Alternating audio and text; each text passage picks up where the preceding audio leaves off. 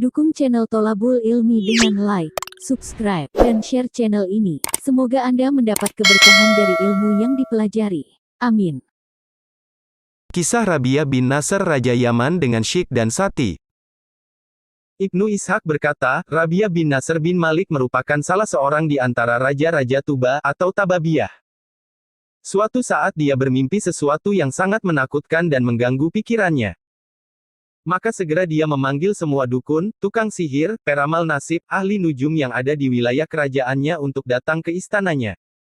Setelah mereka berkumpul maka dia pun berkata, aku bermimpi satu hal yang sangat menakutkan dan membuatku gundah.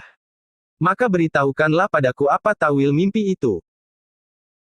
Mereka berkata, kisahkanlah kepada kami maka kami akan memberitahukan padamu takwilnya. Maka Rabi'ah berkata, jika aku beritahukan pada kalian, maka aku tidak akan puas dengan tawil kalian. Karena sesungguhnya ada yang tahu takwilnya kecuali orang yang tahu tentang tawil itu sebelum aku beritahukan mimpi itu padanya. Maka salah seorang di antara mereka berkata, jika raja menginginkan hal itu maka hendaknya raja mengutus seseorang untuk memanggil Sati dan Syikh. Karena sesungguhnya tidak seorang pun yang lebih mumpuni ilmunya daripada keduanya. Keduanya akan memberitahukan padamu tentang apa yang engkau tanyakan. Adapun nama Sati adalah Rabi' bin Rabi'ah bin Masud bin Mazin bin Zib bin Adi bin Mazin Gasan. Sementara Syikh adalah anak dari Sab bin Yashkuri bin Ruhem bin Afraka bin Kasr, bin Abkara, bin Anmar bin Nizar.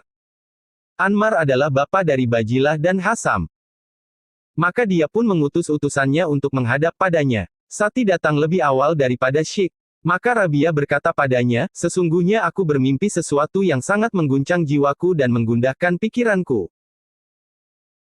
Maka beritahukanlah padaku, karena sesungguhnya jika benar maka takwilnya juga akan benar. Sati berkata, aku akan lakukan. Kau bermimpi melihat api, yang muncul dari laut Nan Gulita, lalu singgah di tanah datar dan memakan semua yang ada di sana. Raja berkata, apa yang kau katakan tidak ada yang salah sedikit pun, wahai Sati. Lalu bagaimana takwilnya? Sati berkata, aku bersumpah dengan ular di antara dua tanah datar. Orang-orang Habasyah atau Ethiopia akan menginjakan kakinya di tanah kalian. Mereka akan menguasai antara Apian hingga Jurashi. Maka sang raja berkata, demi ayahmu wahai Sati. Sesungguhnya hal ini adalah sesuatu yang sangat kami benci dan sangat menyakitkan. Apakah itu akan terjadi di zamanku atau masa setelahku? Sati menjawab, tidak, dia akan terjadi setelah masa kekuasaanmu, lebih dari 60 atau 70 tahun berlalu. Apakah kerajaan mereka akan berlangsung terus-menerus atau putus? Sati berkata, tidak, dia akan terputus selama 70 tahun lebih, kemudian mereka dibunuh dan mereka diusir darinya sambil melarikan diri.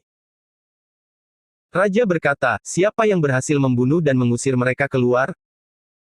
Sati berkata, orang yang melakukannya adalah Iram bin Ziyazan yang keluar menyerang mereka dari Aden dan mereka tidak membiarkan satu orang Habasyi pun tersisa di Yaman. Raja menyambung, apakah kekuasaan mereka juga akan berlangsung tanpa terputus? Sati menjawab, terputus. Raja berkata, siapa yang memutusnya?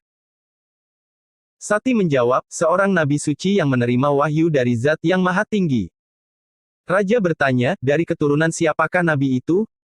Sati berkata, seorang lelaki dari keturunan Galib bin Fir bin Malik bin Al-Nadar. Kekuasaannya akan berada pada kaumnya hingga akhir zaman.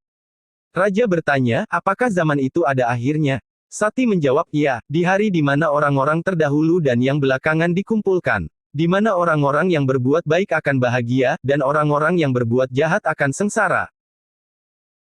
Raja berkata, apakah yang engkau katakan itu benar adanya?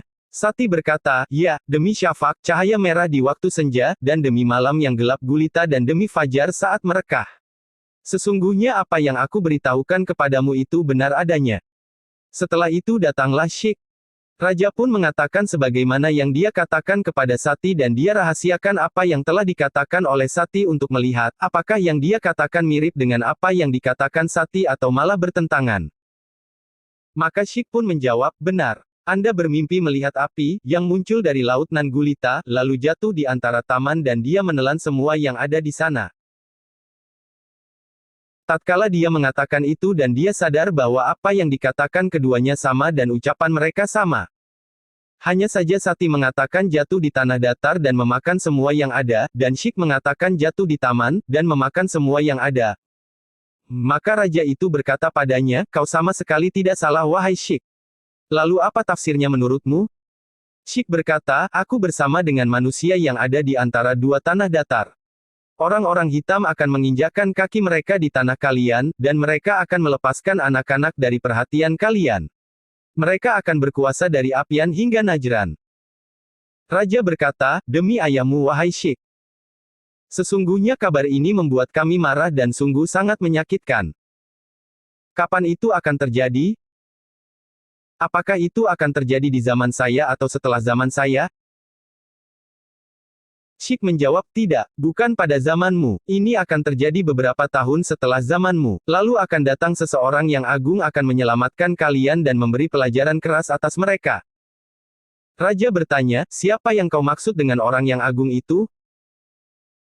Sheikh menjawab, seorang lelaki yang tidak hina, tidak pula menghinakan. Dia keluar pada mereka dari rumah Zibasan dan dia tidak membiarkan seorang pun dari antara mereka di Yaman. Raja berkata, apakah kekuasaannya akan abadi? Dia menjawab, tidak, dia akan terputus dengan datangnya seorang nabi yang diutus yang datang dengan keadilan dan kebenaran di antara orang-orang beragama dan orang-orang yang memiliki keutamaan. Kerajaan akan berada di tangan kaumnya hingga hari pembalasan atau kiamat. Raja menukas, apakah hari pembalasan itu? Sheikh menjawab, hari di mana para pemimpin mendapatkan balasan dan dipanggil dengan panggilan-panggilan dari langit yang didengar oleh makhluk hidup dan yang telah mati. Manusia saat itu dikumpulkan di satu tempat yang telah ditetapkan, di mana orang-orang yang bertakwa akan mendapatkan kemenangan dan kebaikan. Rabia berkata, apakah yang engkau katakan itu benar adanya? Sheikh menjawab, ya, demi Tuhan langit dan bumi dan pengangkatan dan perendahan yang ada di antara keduanya. Sesungguhnya apa yang kukatakan adalah benar adanya dan tidak ada keraguan di dalamnya. Ibnu Hisham berkata, amdah dalam bahasa Himyar berarti syak atau ragu. Abu Amr berkata, amdah artinya batil. Apa yang dikatakan oleh dua orang tersebut begitu membekas di hati Rabi'ah bin Nasr. Maka dia segera mempersiapkan anak-anaknya dan kaum kerabatnya untuk berangkat ke Irak demi kemaslahatan mereka, dengan mengirim surat kepada Raja Persia yang bernama Sabur bin Furrazaz, dan mereka ditempatkan di Hirah. Di antara anak-anak Rabi'ah bin Nasr yang tersisa adalah Nu'man bin Munzir, dia bernasab Yaman. Nasab mereka adalah sebagai berikut, Nu'man bin Munzir bin Nu'man bin Munzir bin Amr bin Adi bin Rabi'ah bin Nasr, sang raja tadi. Ibnu Hisham berkata, Nu'man adalah anak dari Munzir bin Munzir, sebagaimana berita yang sampai pada saya dari Halaf al-Ahmar.